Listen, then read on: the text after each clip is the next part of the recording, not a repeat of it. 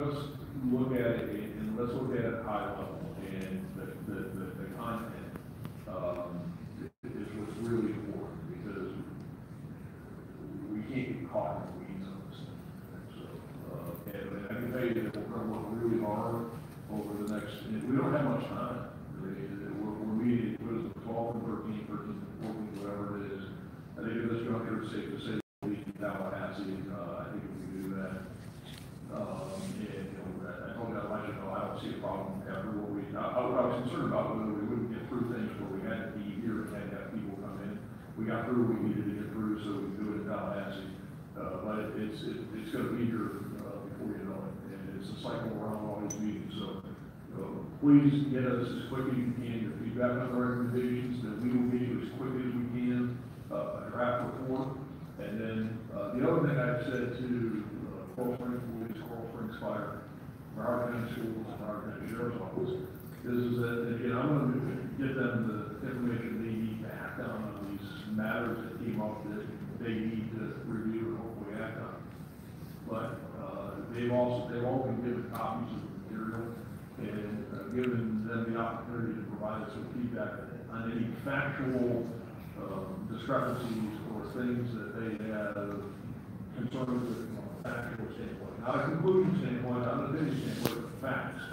And then I've also told them that if they have any concerns that they want to address, that they would have an opportunity to come into the December meeting and address anything from a factual standpoint, because we want to be fair to them, especially as we are offering what we're going to in regard to those individual agencies, but it's not going to be coming in and quarrel with our conclusions. It's going to be purely from a factual standpoint, so that will be part of the December results. So before I forget this, is the goal that the animation is on the website, so you can go to the animation is there. The PowerPoint itself is PDF, but anybody, commission member, I know certain seats can give you the PowerPoint. We've been passing it out to thumb drives, but anybody needs to have a thumb drive that you want to give a certain seats for today, he can give you the PowerPoint and put it on your individual thumb drive for you. So you can do that. And if not, then we'll get it to you. It's too big to email, it can't be emailed. So we'll figure out a way to get it. Sheriff, you want us to direct our comments and emails to? On that, so then I'm going to go to Miller to have a right to code. As soon as the comments that they have on the PowerPoint recommendations, who do you want to go to? Okay, so send them the person you got, Jennifer Miller, send them to Jennifer, and Jennifer will get them to work. So I think unless anybody's got anything to move to all the comments, we have three comment cards that the commission back with. I do have a comment. I'm thinking past the beginning of the year now, and obviously we get to report. I'd like to invite Sheriff Israel, Superintendent Rumsey, and Chief Daff to report on what they've done with the information that we provided to them this week, and I'd like to set a date on the calendar. As Sheriff Jett has mentioned, there's nothing like having a due date to motivate those three to take some actions against the recommendations that we made in the past couple of days. I'd like to invite them back as early as January. So, you know, I don't know, I mean, we're going to talk about that, whether we have a meeting in January, we meet every month. I tell you that after what we're going to go through now, we report to the FDOE staff is concerned. We need everybody's interest not to meet in January. I can tell you that a whole bunch of people that could use a little bit of a break since we've been going into this $110,000 since April. But we can have that discussion here. I think what we have to do is present this, and I'm going to do this in the next 10 days or so, is we're going to put together the summaries together. These are going to be secret at once. I can tell you that just because of the police officer bill of rights and because of internal processes with internal affairs investigations, etc., that in order for Sheriff Israel, as an example, if he so decides to begin a formal investigation, and while that formal investigation, once he begins that, he's going to be precluded from sharing information in regard authority by law, of that internal investigation and not what's included. And he needs to tell us what their processes, but these things don't happen in a matter of weeks. A lot of times they take a couple of months, to go through the process. So with that said, you don't know all about that is that I think it's gonna take a little bit of time, but I hear you, and let's have that discussion in December. Let me give them the information, see what they do with it, maybe it's an update, but perhaps we can set something a little bit further down the road. I just don't know if we can get it back. Yeah, in January was just, my thought was we would in January, but at the next meeting, I think I'd be satisfied with it. And understanding that they won't be able to share the specific details because they'll be in that process, and I'm sure it'll be the same for Superintendent Runcie, we'll have a process to go through also. I would like them to appear though before the committee and let us know that those processes have at least started. Or if they're not going to hold anybody, if they're not going to launch an investigation. That's fair, you know, and, that's fair, Sheriff Judge. I just concur because once again, if you don't have checks and balances, it's not how. Well, right, and I think that, you know, you don't correct me if I don't have this right, I think that, you know, what we heard this morning, from Chief Perry, he was able to address, items with specificity because he was here and he heard things and he had knowledge. You notice that I did the preamble, if you will, that I gave regarding Superintendent Runcie's presentation to Sheriff Israel about them not having the knowledge that you have. I didn't give that preamble with Chief Perry's testimony today because he wasn't here and didn't hear it. And, you know, assuming that you all will want Sheriff Israel and Superintendent Runcie to come back in now that they have had an opportunity to view the material and answer some of the questions that they weren't able to answer, like Chief Perry did. Am I correct in it? That's right. Right. So, you know, I would think that that would be one of the things to accomplish a couple of things at the same time is that at that next meeting is to have them come back in and answer some of those questions you have that are specific to what you heard that you weren't able to ask because they didn't have the information. But now they do have the information, you can ask those questions. So that, I think that's one category. I think there were some very specific things the commission asked them to do or individual commissioners asked them to do, and I'm still not clear whether I got an answer last night about policy change on active assailants with the BSO. I'd like Sheriff Israel to finally answer that question after he's had a chance to think about it and evaluate it. no, I agree, and that way we can accomplish both of those things at the same time, is to be able to ask those questions and get those answers, and the same thing on the things that you asked them to do. So we'll probably plan on that meeting, whether it's, you know, whatever, maybe January, February, or whatever, back down here, where we can do this, and so we'll make sure that we follow with that. Candy, once we set a date, we send an invitation letter. I also wanted to understand, how are we going to address some of the things that I see on here about inclusive services by mental health providers? Those are protected, so how do we include that? Like cruises, mental health services and things like that. Okay, right, so how are we gonna do that report? So here's my thought on that, this is how we're tentatively setting it up, is that we want one report, we don't want two reports. There are things that, I believe that we can say about that are, and I'll, use this type of analogy, inside the envelope and outside the envelope. So the stuff that would be on the inside of the envelope, such as the content of, and the nature of the discussions, the things that you have, and the therapist knows and what they were doing, that's clearly off one that's can't be in the public, and that's inside the envelope information. Outside the envelope information would be the fact that we got services, the number of times, quantity of services, who the service providers were, those kinds of things would be in the body of the report.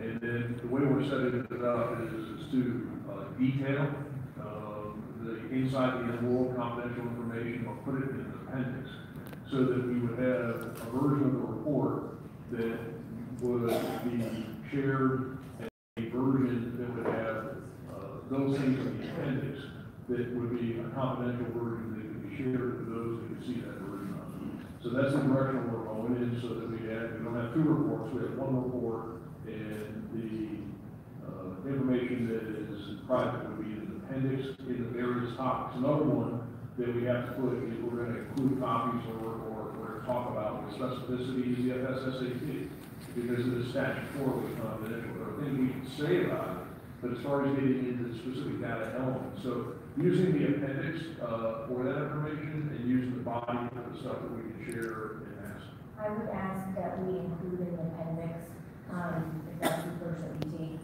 the FSSATs that we discussed in our meeting, both like before and after, when we talk about some of the issues that we talk about.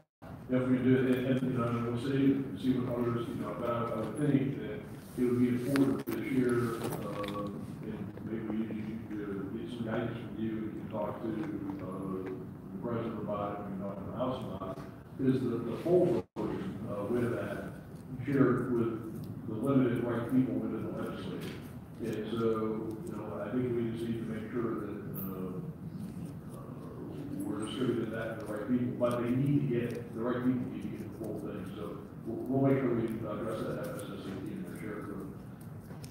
We heard yesterday that maybe Hollywood is not allowing the tower location. I would suggest if that's accurate, that we send a letter to them much like we did and see if we can move that along. So since you brought that up, we got a letter here a few minutes ago from County Administrator Burton Henry, and I haven't sent it out to you. This is short. This is short.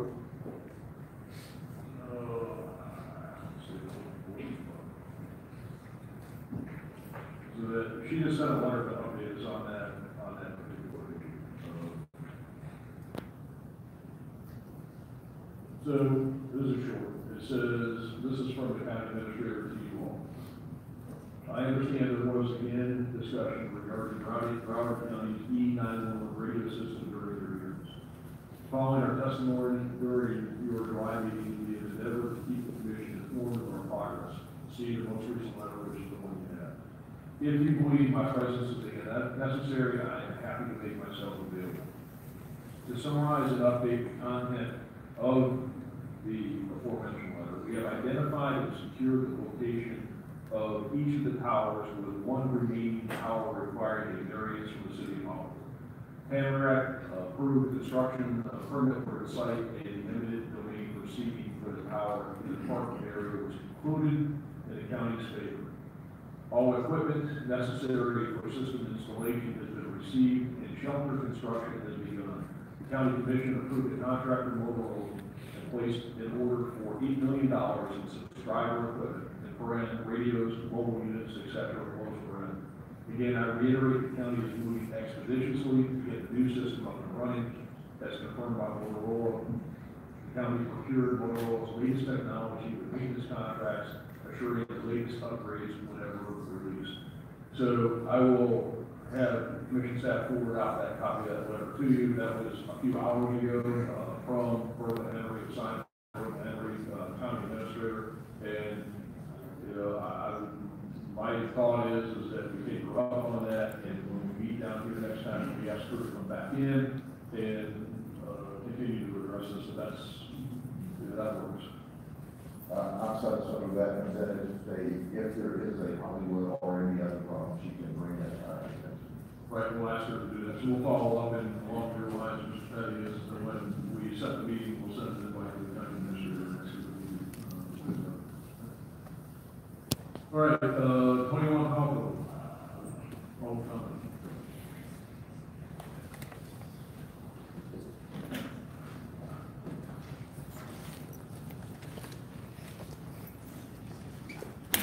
You guys have covered a lot of ground in this, and I apologize for jumping around over that. In regard to the Marjorie Stoneman Douglas High School Public Safety Act, please be careful in recommending changes to this law. We work hard to find compromise positions contained in it, and we must not jeopardize them. Enforcement of our current laws, especially Senate Bill 7026, must be strengthened. further bipartisan efforts to create follow-on laws that help keep our students and staff safe at school are needed. We implore the next governor of our state and the entire Florida legislature to take a look at school safety from a holistic manner and further address the issues of securing the campus, improving mental health programs, and responsible firearms ownership. Switching gears, this morning, the commission heard testimony from Chief Perry from the Coral Springs Police Department. We heard about his desire to make positive changes, and more importantly, the actual changes that have been made already in the wake of this tragedy. He answered the tough questions head on. That is what good leaders do. There was no throwing subordinates under the bus. Instead, there was talk of collaboration, research, and of study of alternatives. I implore the commission to examine the contrast in the answers you received yesterday from both Mr. Runcie and Sheriff Israel. Mr. Runcie clearly demonstrated a profound lack of urgency with regard to addressing the shortcomings of personnel and procedures that may have occurred that terrible day. By choosing to immediately concentrate on research into the shooter's involvement in the Promise program, instead of reviewing what the district or MSD-specific policies failed, he has possibly endangered all the students and staff members currently in Broward County schools. When asked the tough questions yesterday, he rarely gave you a direct answer. I also asked that the commission re-examine the statements and answers provided by Sheriff Israel through the lens of Chief Perry's testimony today. I believe you will see that arrogance and lack of self-reflection shines through.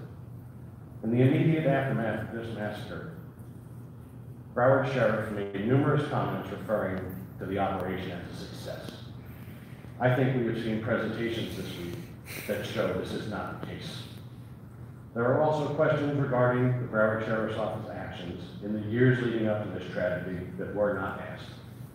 I implore the commission to comment on lack of leadership or therefore provided by Sheriff Israel in all aspects of this instance. Please do not be restrained in any criticism, if needed, because of professional courtesy. After providing time for both the sheriff and the superintendent to review this week's presentations, it is my request, as a father of Gina, a wonderful, bright 14-year-old who was murdered at her school, that this panel bring back these questionable leaders before you to answer more questions. In the same way they have no trouble accepting the accolades when their departments succeed, these individuals must be held accountable for the failures that have occurred at their respective agencies. After listening to your discussion today about the funding of safety initiatives, I must go back to something Mr. Runcie said. If this is indeed the 9/11 moment for school safety, I want to remind everyone that the government imposed a tax on all travel to help pay for security. If we need dollars to keep our children safe, then I implore the legislature to find a way to make it happen. Commissioner Carroll, thank you for your comments suggesting the report contains some information about those who lost their lives in this tragedy. That is important and should not be considered just fluff. It should be used to engage the reader and help compel them to take action. Again, I commend Chief Perry for his dedication and leadership that he demonstrated today. That is what the citizens of our state demand of those in charge with the safety of our families. Thank you, Mr. Montopolo. Next is Ronald Barish.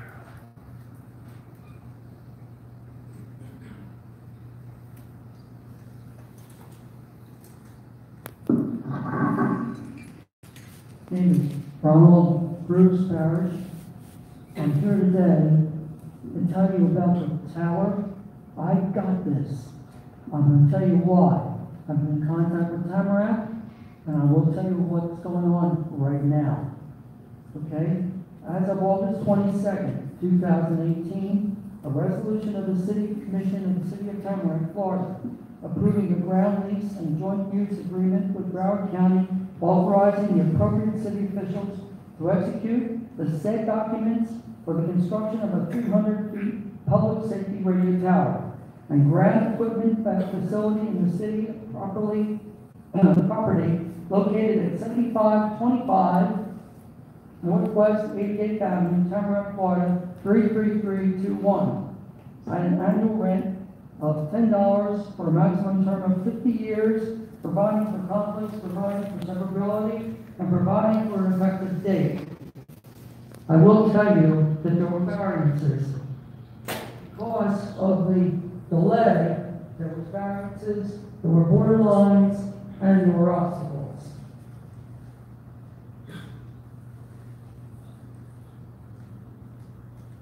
The tower that will be constructed will commence sometime after the new year behind the Tamarack Municipal Building. The completion date should be no later than the end of the summer.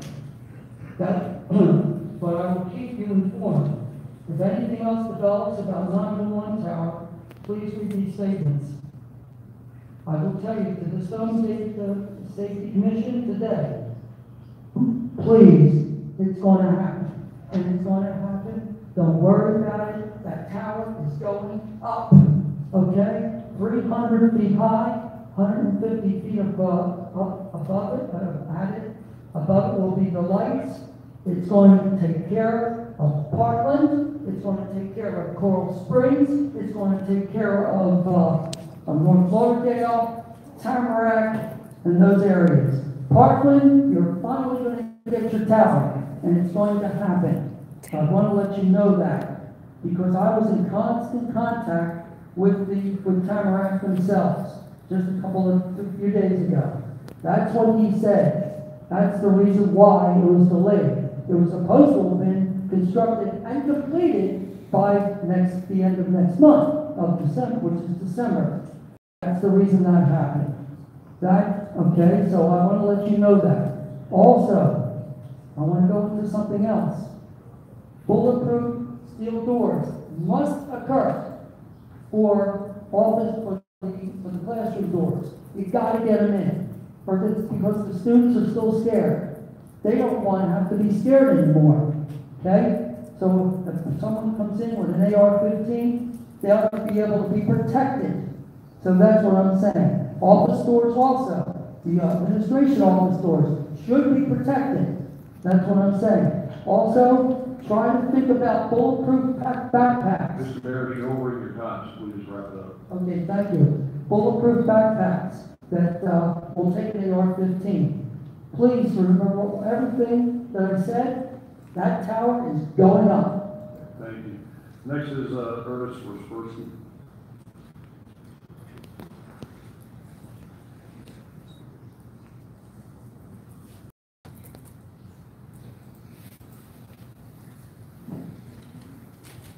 It's been a very interesting couple days for me as a teacher and as someone who got spoke about for a little bit.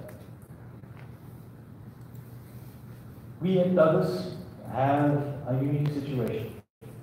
And for me, the last couple of days have been quite illuminating. I only knew my part of it.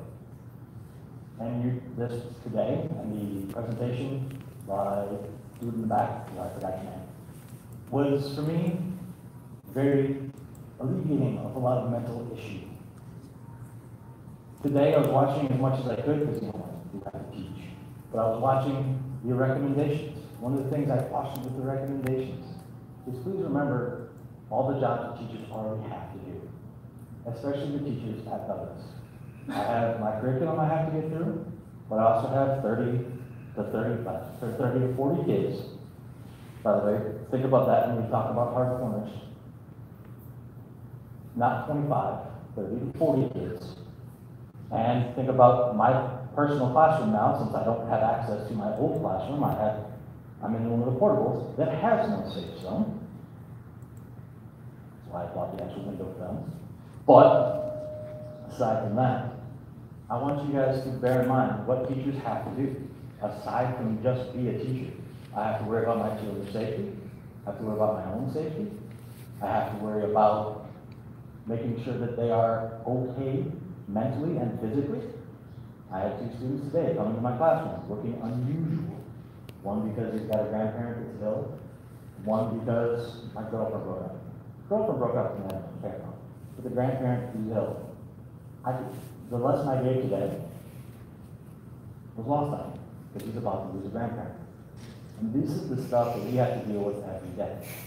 One of the things I was very, very happy to hear about was the checks and balances idea. Please do that. Hold them to the fire. Because as of right now, we've had zero change of policy at Broward County Schools. I'm expected to, during a code yellow or a code red, go to my door, the weakest part of any structure, and put a sign up to say, for the safety, to say if I have all my students or not. And then to change the sign. And then when we go from a code yellow to a code red, walk over to the door again, take the sign down, and put a magnet over it. I have not done that personally, and I won't, because I think it's just foolish. Broward County needs to update their policy on this. I've talked to numerous people from all over the country. Actually, in April of this year, I'm going to go up and speak at the First Responders Convention in Troy, Michigan. I was invited to go up there and speak because of my experience and because of my ability to talk about it to people such as yourself, so that you know what it was for us. And so that when you are doing the planning and doing your suggestion, I need you to know that to keep on teachers more is not going to guarantee anything, because we already have a very full bucket, and 4 more in, it's going to get off. So be very careful about that. And lastly, for me, I want you guys, so often after the first couple days after our shooting, we heard there's no playbook for this, there's no playbook for this, there's no playbook for this. I'm hoping that your report, which I'm very much looking forward to, will help get that playbook started. Because until other things change, we're going to see this again and again. After our school, the whole never again thing started, and I was super proud of the kids, and then that's what happened. And you guys obviously are aware of what's going on. I want you guys to think, perhaps we can start putting together a playbook, sharing the best practices as was discussed earlier today, so that we can eliminate this. And again, I look very much forward for you keeping them. Derek, I can't remember your name, I feel bad. When you said that, checks and balances thing, I was literally at home last night going, do that, because it's very important to us. Sure. This is first year, very first year, we did what others did, and, so for that, I want to thank you. When you talk about this red, yellow card, is that something that the school itself is asking you to do? Broward County mandate. Can you explain it to me? Sure. When the code yellow fall, we're instructed to, there's a red side and a green side. Green means that all their students are accounted for and they're in the room. It's basically a way for the safe team, which is the people who go around and check to make sure everything is good, can easily check to see if the room is fine. To me, it says, hey, there's people in here, red or green, I don't care which, there's people in here, please be back. And that's why I personally have never done it. And it's actually against, I'm also the co-chair of the safety committee at school, and it's against the wishes of our safety committee because it puts our teachers directly, if something were to happen, directly in the weakest spot. And you said that you got film for your portable. Did you buy that with your own money? Yeah, of course, I'm a teacher. I know, that's why I asked. Yeah, no, it was $50 on Amazon, and it did my room and part of another teacher's room. Thank you for what you did. Yeah, no worries. Go ahead, Mr. Mr. Wisniewski,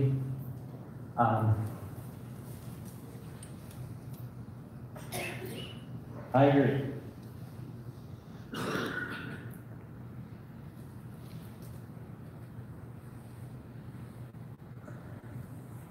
The hardest part of this week has been listening to the students and teachers who were left helpless that day because of failures of leadership failures to define policies, failures to train, the failure to care about you and the students that are in those classrooms. But sir, I want to thank you.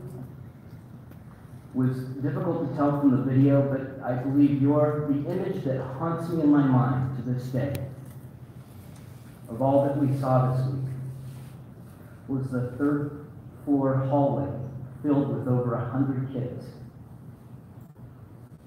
And had the sequence of events been slightly different, this could have been far worse than it was. But your actions, and I will say at some risk to yourself, to get those students into a shelter saved many lives. So, sir, thank you. Honestly, I appreciate that. I've heard it a bunch. I don't think that I did anything that anyone I consider a friend would have done differently. Sir, you did the right thing, and there wasn't enough of that day. Ernie, thank you very much for speaking. Can you just tell us, so there's what happens on code red? What do you do with the car? Code red, the teacher is supposed to go back to the door, take the sign down, and then they bought us magnets that are supposed to stop people from seeing them. And yeah, that's why I have film on my windows that nobody knows in as soon as my lights are on. Yeah, so at Westlake's middle chair, we bought those magnets, and on any code, they put the magnets up and it obscures the view because we know through history of shootings, and especially Margaret Stone Douglas, typically the school shooters only shoot what they can see. So the magnet goes up automatically. It looks like nobody's in the room, the lights are off. So that's best practices. I would certainly recommend that the policy of the district be changed. I don't understand why it's been 9 months and they haven't changed it. Is this the way it's always been, or is this a new policy? From what I understand, the magnet and the door is rather well. Since I've been a teacher, we had a sign that we're supposed to go. I've only been, this is my second. So you've always had to do that. Thank you. Thank you, Mr. Persky, and thank you for everything you did that day to save the students. So thank you very much. Stephen, after the next.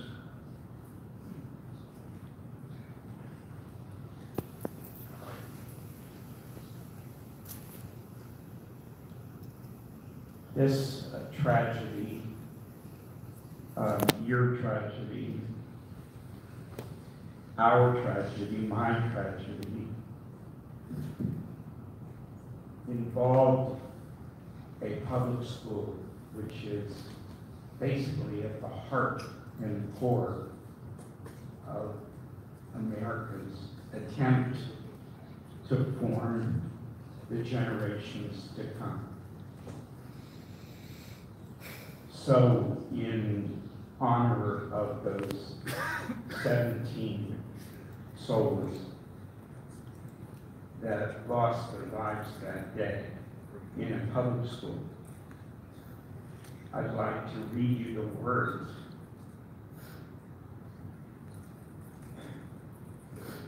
of a student who lost his life that day in his English class.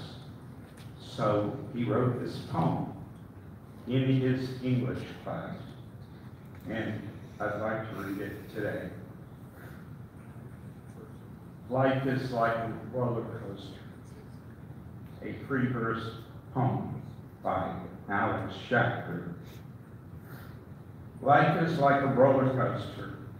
It has some ups and downs. Sometimes you can take it slow or very fast. It may be hard to breathe at times, but you just have to push yourself and keep going. Your bar is your safety. It's like your family and friends. You hold on tight and you don't let go. But sometimes you might throw your hands up because your friends and family will always be with you. Just like that bar, keeping you safe at all times. It may be too much for you at times, the twists, the turns, the upside downs, but you get back up and you keep chugging along. Eventually, it all comes to a stop. You won't know when or how, but you will know that it will be time to get off and start anew. So I ask for you, be the bar. Thank you. Thanks, Ed. Thank you, Mr. Chapman. Next is Eric Barnez.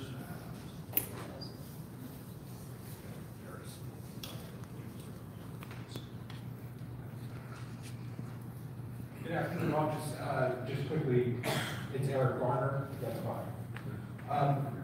I'm here really to sing the second part of the song that Ernie started. If you don't know Ernie's story from that day, Ernie used his body and pushed a large group of students into an opening and protected them. He saw 2 bullets, one across his nose and one across his cheek.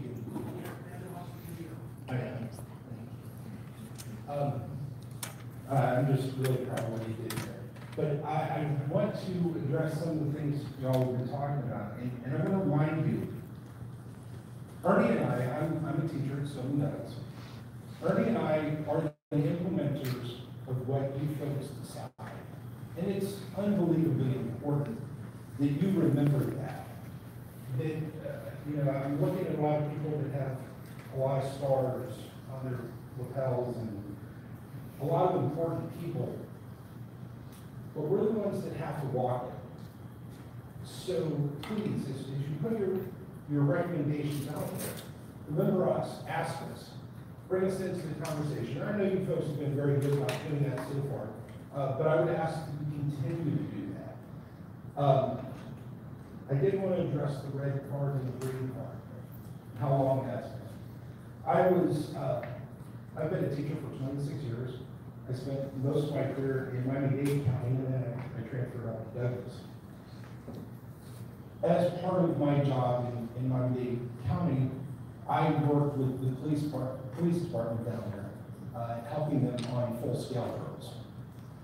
And so I was on the emergency response and crisis management team when I was there. My wife at the time, we were talking about this, active shooters, and she brought up the green card and the red card. And this was 14 years ago. And I can just remember how many of us in the room were like, I can't believe that we were actually telling teachers to say, yeah, we're inside here.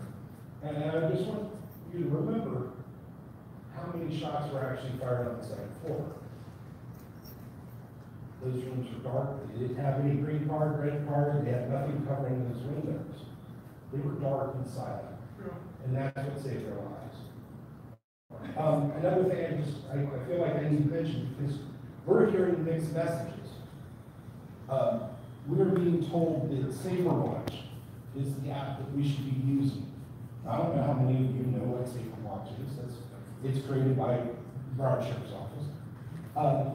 And then we're being told we can also use Fortify Florida.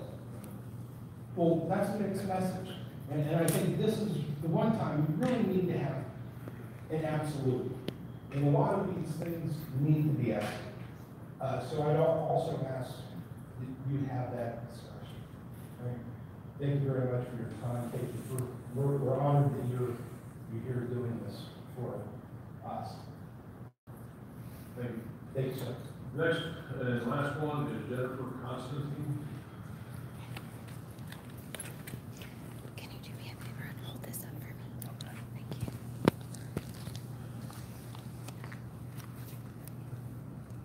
Hello, everybody. I honestly wasn't expecting to be called on today. The nature of my questions are very different from everybody else's. I have questions, I don't actually have comments. So hopefully you guys can answer some of those for me and many concerned members of the community. I didn't survive anybody at Douglas, however, I did attend there as a high school student, class of 07, as you can tell, I'm very nervous. There are some issues regarding Nicholas Cruz's statements, particularly those that he made during the interrogation. I have looked at those transcripts for myself, and they are heavily, heavily redacted, heavily censored. Does that have to do with this inner envelope, outer envelope issue that you were discussing earlier, a matter of confidentiality, sealed statements, or is that something that, you know, officials just don't want the public to know about? So I find it very concerning that we are not able to hear everything that Nicholas Cruz has to say. Does anybody have anything for me regarding all of the heavy redactions there? Ms. Costin, I used to laugh too because it was the people that we engage in dialogue. This is a public comment section, so we're not going to engage in dialogue back and forth. You're welcome to make public comments over this, but we're not going to engage in dialogue back and forth. Okay, forgive me, that was my misunderstanding. Another thing I would just like to say, many people are aware there is aerial footage of a white pickup truck approximately, actually exactly 3:20 p.m. that day. So a lot of people are aware that there is this aerial footage of this federal vehicle where plenty of people have reported seeing it's clear as day for everybody to see 3 police officers and 3 very large black duffel bags that have been thrown into the cab of this federal vehicle. There have been no official reports made. I'm a citizen journalist. I make these reports on my own, no funding, no sponsorship whatsoever. I would just like, before this is all over, for that to be known, for it also to be known that although Nicholas Cruz is the alleged shooter and he has done wrong, I do believe that we all deserve to hear and read what he is saying. Also, there is the issue of something called B2K technology. Many of you know that Nicholas Cruz reported hearing voices. And obviously the child was very disturbed, had all kinds of behavioral health issues. But I think that it's important that everybody knows that he did report voices in his head telling him to do this on that day. And as somebody that attended Marjorie Stoneman Douglas, I think it's important that every student be heard. So this isn't in defense of him, this is more in defense of the public and the public's right to know everything that goes on. Thank you for your time. All right, Commissioners, unless anybody has anything else to go to order, we'll stand adjourned.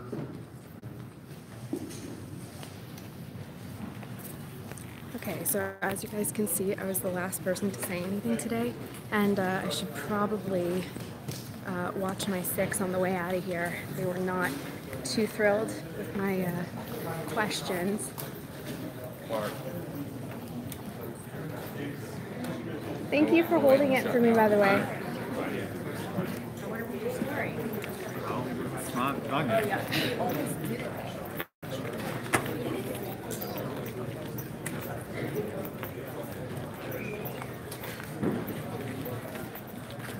Ooh. I'm almost forgetting my charger that I have. Somebody actually let me borrow it, and what's really funny is the same thing happened during the live coverage of the fallout 2 days after the actual shooting. I showed up to Douglas and I didn't bring my charger, so we have a repeat of that today, and I had to borrow a charger from a nice person here. Thank you so much, I really appreciate it. There you go. Alright guys, so there you have it. I ended up getting called on. I seriously wasn't expecting it whatsoever, but it happened and I was so super nervous. They didn't want to answer any questions. They didn't want to engage in dialogue with me.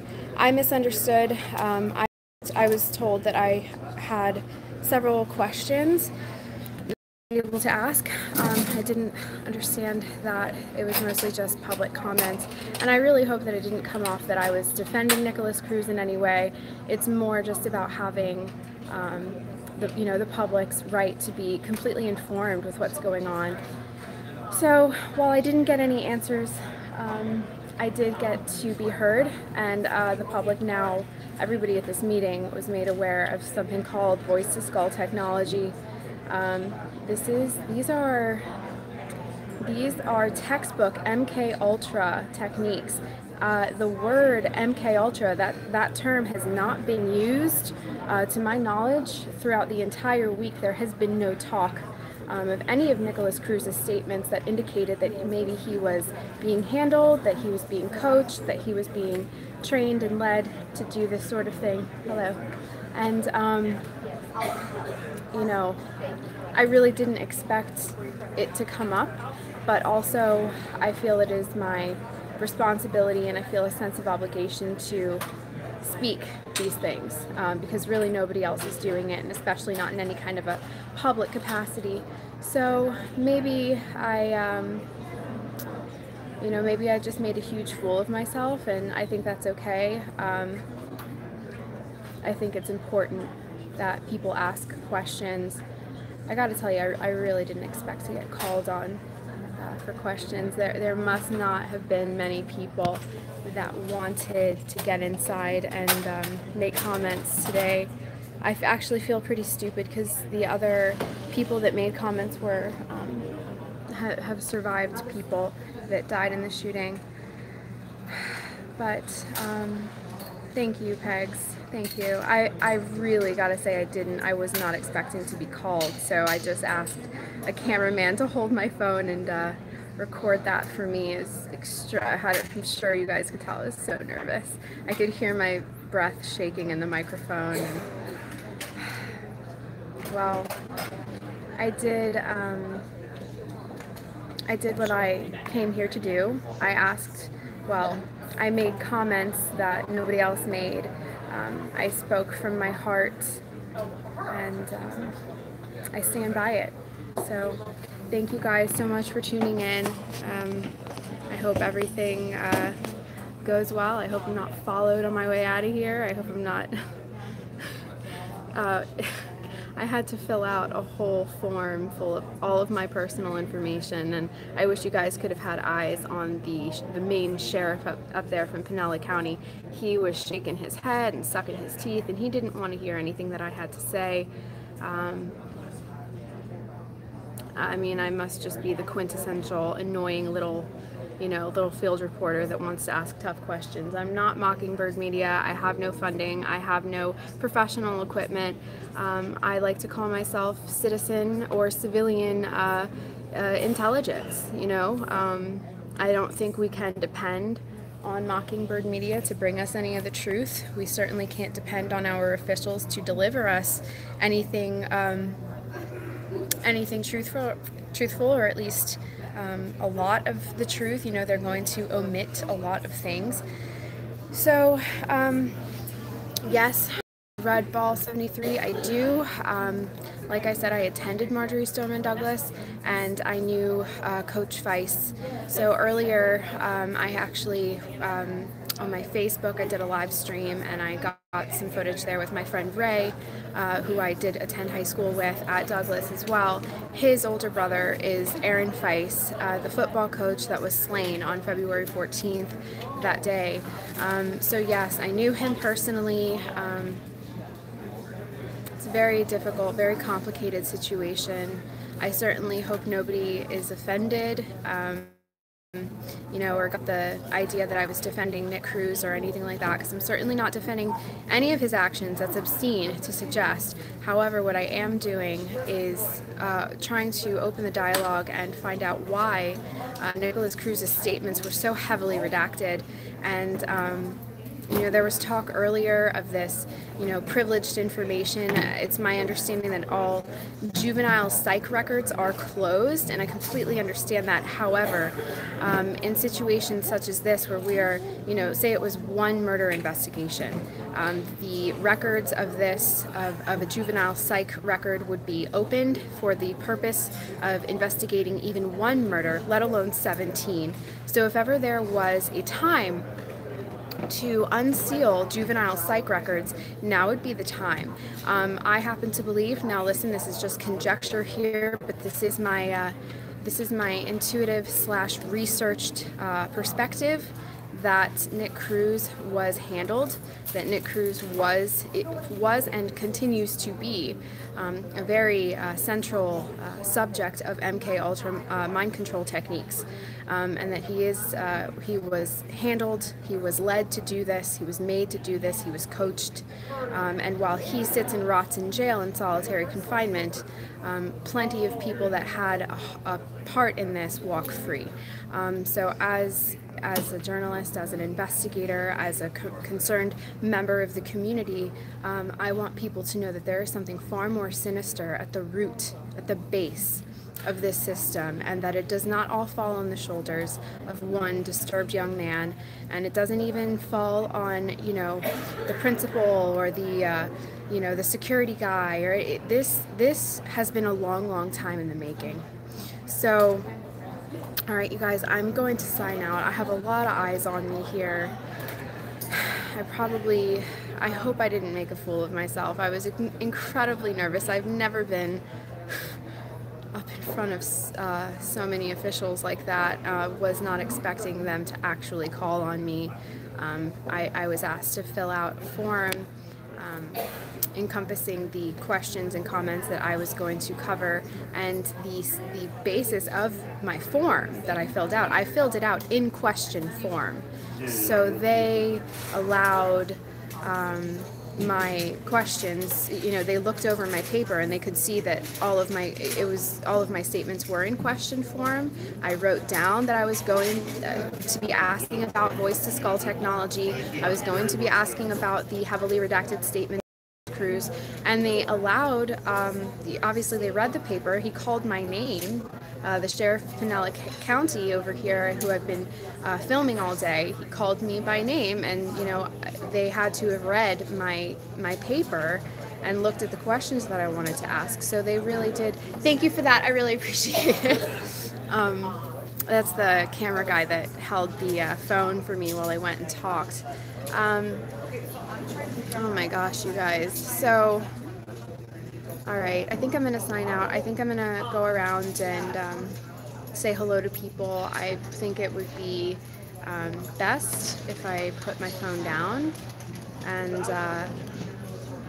just talk to people like a normal human being, no technology involved. So it's been a really long day.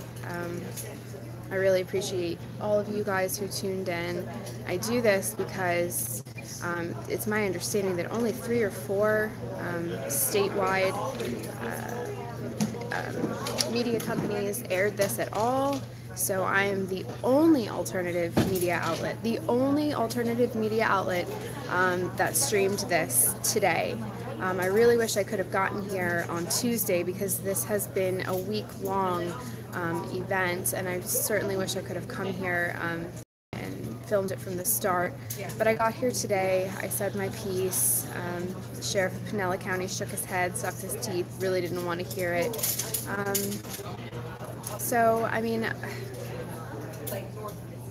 I don't know.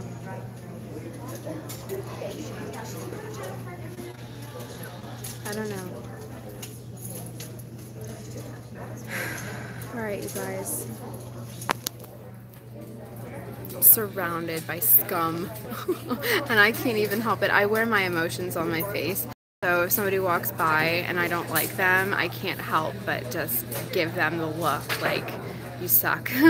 Alright, okay, you guys, really signing off here now. I'm gonna go talk to people, see if I can maybe, I don't know, network, or, you know, just get some dialogue going here. Bye, you guys. Take care.